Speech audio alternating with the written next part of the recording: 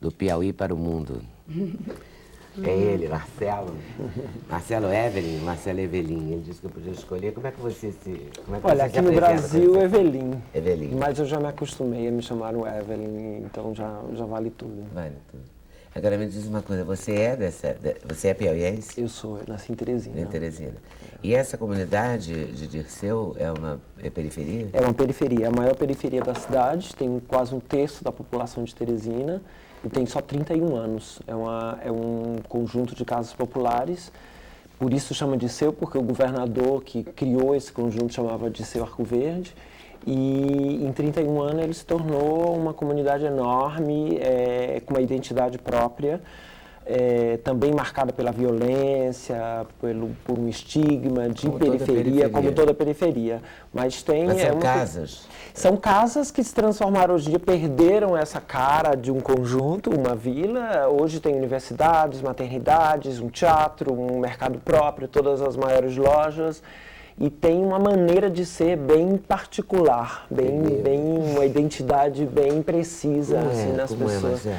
Olha, tem um certo orgulho de ser dali, tem uma qualidade assim periférica, e isso não é depreciativo, assim, é uma qualidade de saber que não são parte de um centro, mas que estão ali, que são presentes, que querem construir uma maneira de estar, de ser. É muito interessante. Na verdade, eu estou convivendo nessa periferia há 3 anos. Eu fiquei 20 anos fora do Brasil, muito fora do Brasil, e voltei porque aceitei esse trabalho nesse teatro, que foi um teatro que eles pediram, a comunidade pediu à prefeitura para construir. Eles me convidaram para dirigir o teatro, eu aceitei, o teatro tinha acabado de ser aberto, fazia 3 meses, implantei lá um centro de criação. Na verdade, a verba para esse projeto foi uma verba para teatro-escola, e eu propus um centro de criação, uma plataforma onde acontecesse mais colaboração, onde a gente trabalhasse mais, cada um aprendendo por si só, que é o que eu acredito. Mas você forma... O trabalho que eu faço lá, que eu fiz durante esses 3 anos no teatro, foi fazer uma formação da seguinte maneira. Eu consegui umas bolsas da Prefeitura de Teresina para 18 artistas estarem lá, algumas horas por dia, comigo e com professores que eu consegui trazer da Europa e do resto do Brasil.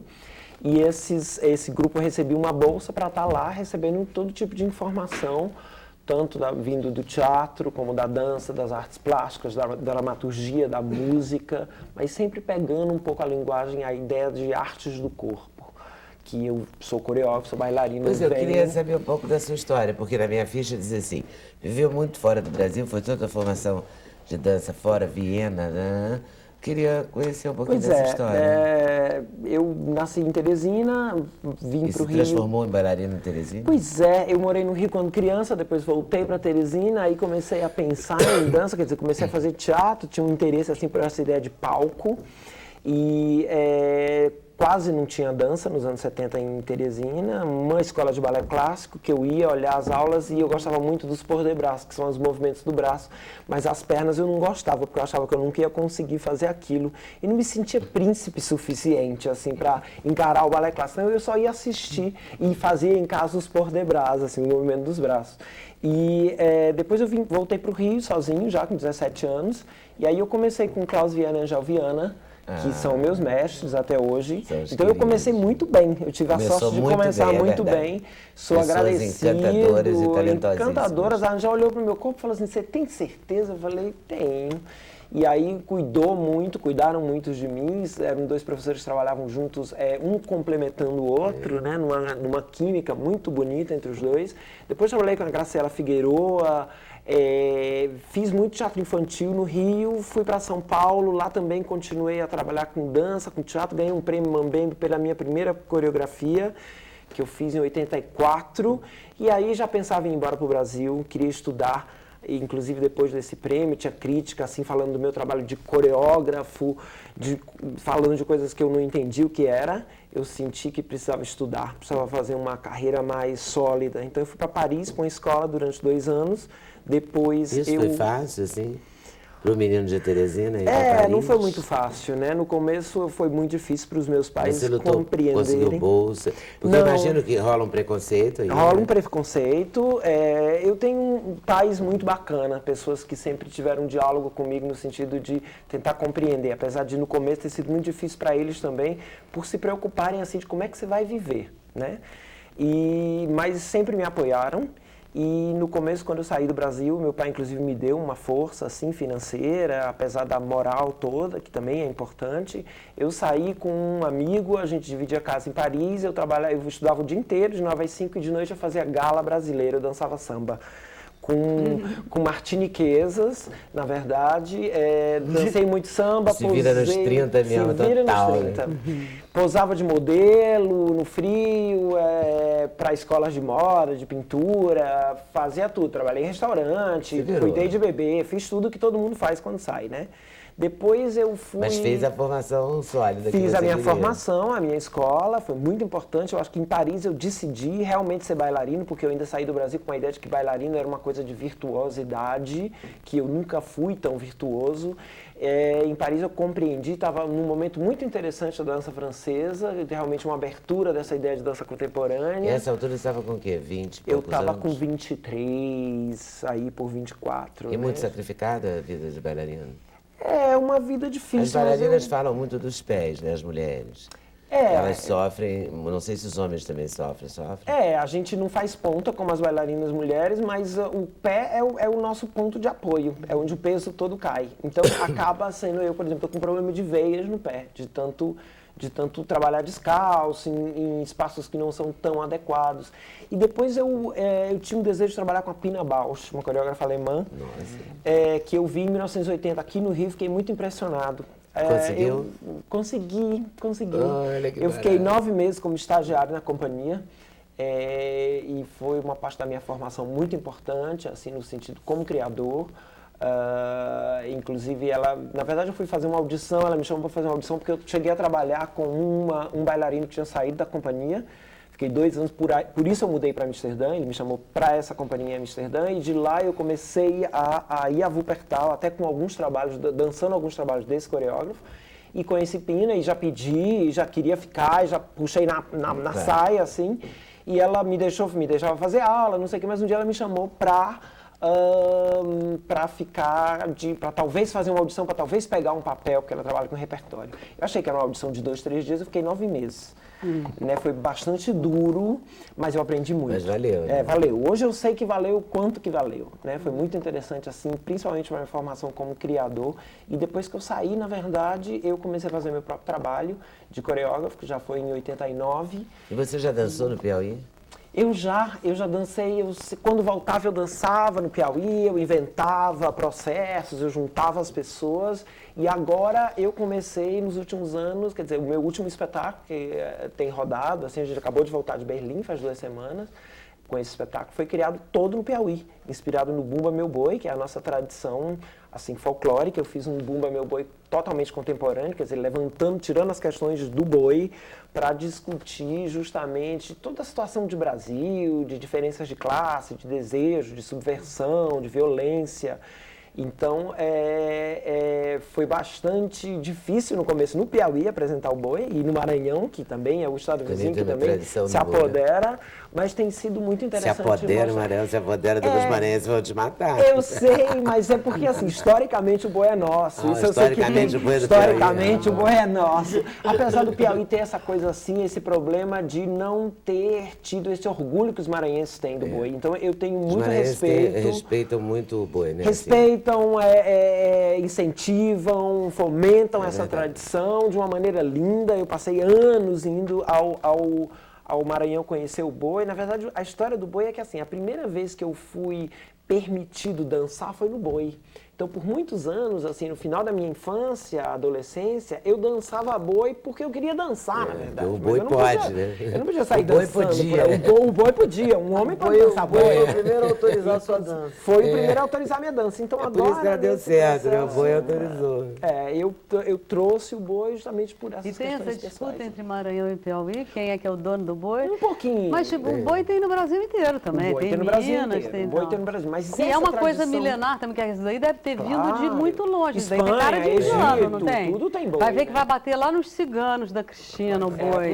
É possível. não? Mas o Maranhão se orgulha muito e dá muita atenção a essa... Muito. Cuidam de uma maneira linda, tem uma tradição enorme. Inclusive, eu uso nesse espetáculo que chama Bull Dancing, que tem um título em inglês justamente para discutir. Bull Dancing. E no Bull Dance, você dança ou só coreografa? Eu danço. Eu estou fazendo, na verdade, Lê, uma trilogia que começou em 2003, que chama Sertão, uma obra Sertão que fala do clima e da geografia do sertão, do Piauí. Depois o Bull Dancing, que fala do homem nordestino, desse homem sertanejo, dessas questões. E agora vem a última parte, em 2010, que chama A Luta. Na verdade, eu emprestei do Euclides da Cunha o nome das 3 partes dos sertões, que é a terra, o homem e a luta. Apesar de não ter diretamente nada a ver com os sertões, é um livro que eu adoro, mas eu peguei o nome das partes e estou tentando trabalhar a minha maneira, né? Contando essas histórias. E aqui no Rio você está fazendo na Caixa Cultural? Olha, no Rio a gente está... Então, eu criei esse projeto lá no Piauí, o Núcleo do Dirceu. Nós ficamos 3 anos na prefeitura, com essa subvenção da prefeitura, e há 1 mês e meio atrás nós perdemos, nós fomos completamente, quer dizer, nós nos desligamos, 22 pessoas, fizemos uma demissão coletiva da Prefeitura de Teresina, porque mudou o secretário de Cultura, apesar do prefeito continuar o mesmo, e o secretário foi completamente desinteressado, descompromissado, grosseiro com um projeto que realmente tem sido comprovado. Isso não é uma situação só no Piauí, isso é uma situação que nós todos conhecemos no Brasil, mas é uma situação que me choca de ver acontecendo mais uma vez. A não continuidade de um projeto que se prova por si só, um projeto, nós estamos com 500 alunos de 5 a 82 anos na rua, praticamente, porque o nosso projeto atendendo terceira idade, jovens, adolescentes, adultos, foi praticamente desativado, quer dizer, nós não nos submetemos a uma certa hierarquia, a um poder retrógrado, reacionário. Peraí, Marcelo. Aí... Mas você conseguiu tocar o projeto? Eu estou há 1 mês e meio fora, nós estamos bastante felizes agora com essa autonomia.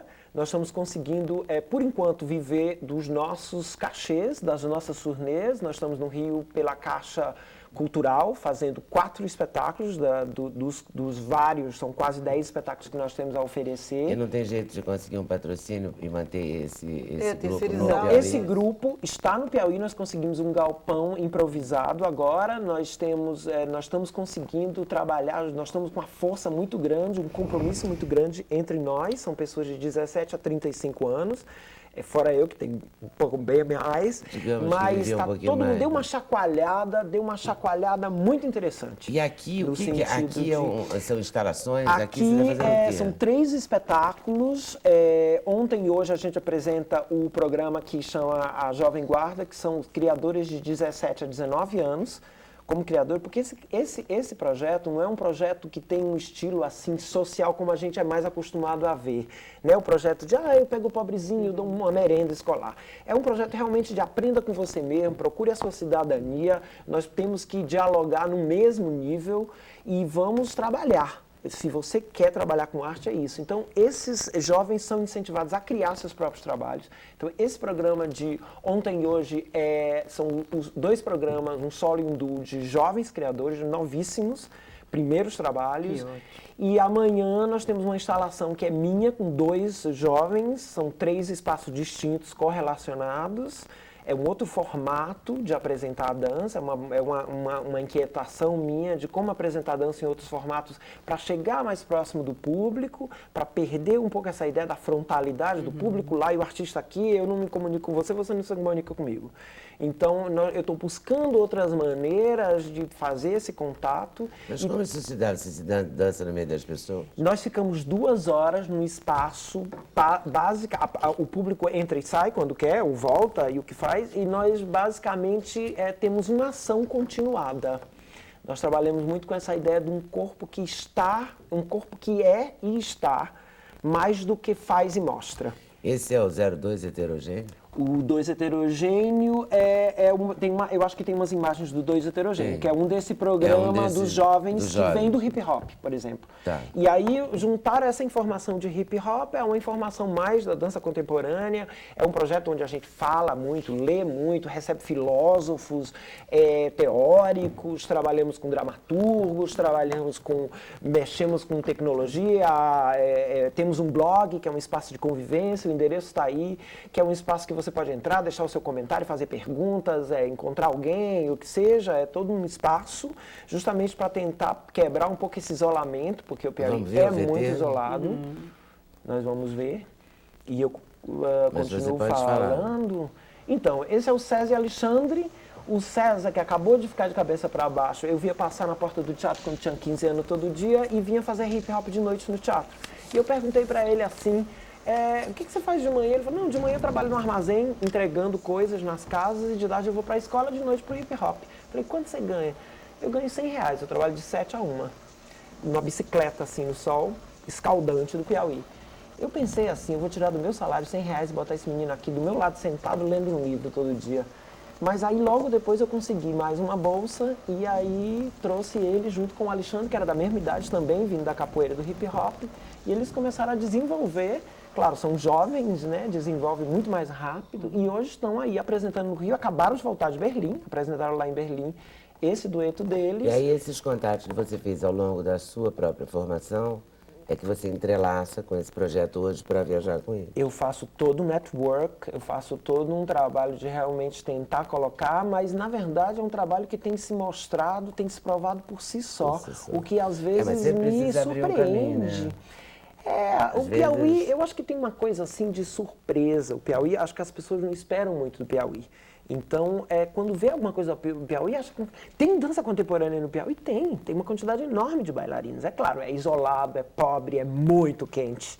Né? Não tem assim nada um atrativo turístico, apesar de ter o Delta do Parnaíba, que é o maior das Américas, a Serra da Capivara, que é um lugar lindíssimo. Mas não você tem estão razão em Teresina. nesse sentido, porque... Terra de Torquato Neto. Terra de Torquato. Mas o Torquato, por exemplo, é a única pessoa, praticamente, que a gente fala ainda. O Torquato já está morto há mais de 30 anos. Verdade, né? Então, assim, eu conheci o Torquato porque o Torquato foi para a escola com a minha mãe. Então, eu me lembro quando eu era adolescente, o Torquato dançando, assim, com uma calça jeans cortada e uma barriga peluda e dançando, assim, requebrando. Eu, em cima de uma mesa, eu me dei essa imagem muito séria e falei assim, homem pode rebolar. Eu acho, inclusive, que o Torquato deve ter me influenciado em algum lugar. Mas o Piauí tem grutas rupestres, não tem? Tem, a Serra da Capivara. Assim, é o berço do Homem das Américas, é um lugar realmente lindíssimo, bem cuidado, muito bem preservado, mas fica a mais de 500 quilômetros de Teresina, numa estrada difícil. Às vezes é mais fácil chegar pela Bahia, por Petrolina, mas ou seja, vale a pena. A coisa interessante do Piauí incrementa o turismo na Bahia, né? Afinal. Apesar de eu acho que a gente está tomando muito conta, o Piauí está tomando conta, está reconhecendo. Que falta ao Piauí. Pois é. Né? É tomar Atrativo. conta, divulgar o Piauí. Divulgar o Piauí, É o trabalho que você está fazendo, O problema falar do Piauí, porque a acho que gente não, fala em do volta do Maranhão, Espírito porque Santo. São tem muita gente, o Espírito Santo também sofre são uma espécie de isso um pouco, segredos para o país. Aí você chega, meus amigos chegam em Vitória e falam, nossa, que lindo, não sabia. Parece que é um negócio que ninguém sabia, um segredão. Falta de divulgação. Né? A O Vitória Espírito Santo também ainda é falta, mais Espírito Santo impressionante também. que é aqui do lado. do lado, gente. Eu lembro o Caceta e Planeta falava, para que existe o Espírito Santo? Logo no começo do Caceta. Para aumentar a distância entre Rio e Bahia. Mas aí, descobrimos um lado bacanésimo. Mas tem muita coisa Piauí tem interessante. bons profissionais oftalmologistas. Do Piauí tem tudo. Tem uma boa medicina. Vamos descobrir o entende? Piauí. O Piauí é um lugar divulgar o Piauí. bacana, o Piauí é um lugar, assim, Ainda eu bem fiquei que muito Caetano fez surpreso, é uma cidade interessante de morar, Teresina, apesar de eu ainda estar fazendo essa ponte Amsterdã-Teresina, porque eu continuo com alguns trabalhos. É uma ponte chique. É uma ponte chique, Amsterdã, vamos né? combinar. Vai perder Vamos essa combinar. chiquice toda nessa história. Não quer perder isso, tá certo.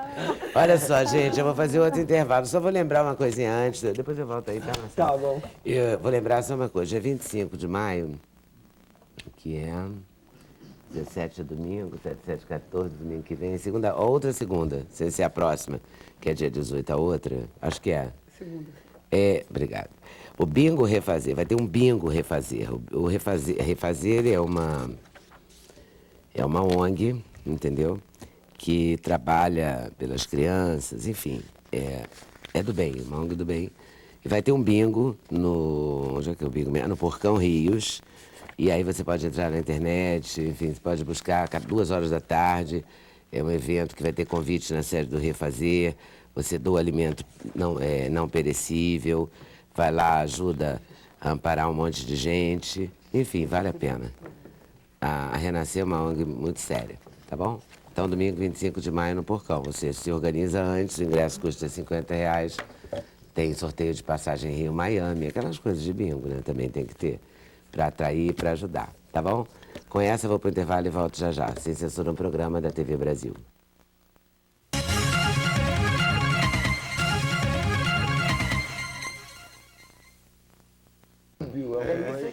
Resultado da pesquisa. Você já conviveu com ciganos ou tem um certo medo deles? E por quê? Não conviveu, 60%. Conviveu, 40%. Não tem medo, 58%. Tem medo, 42%.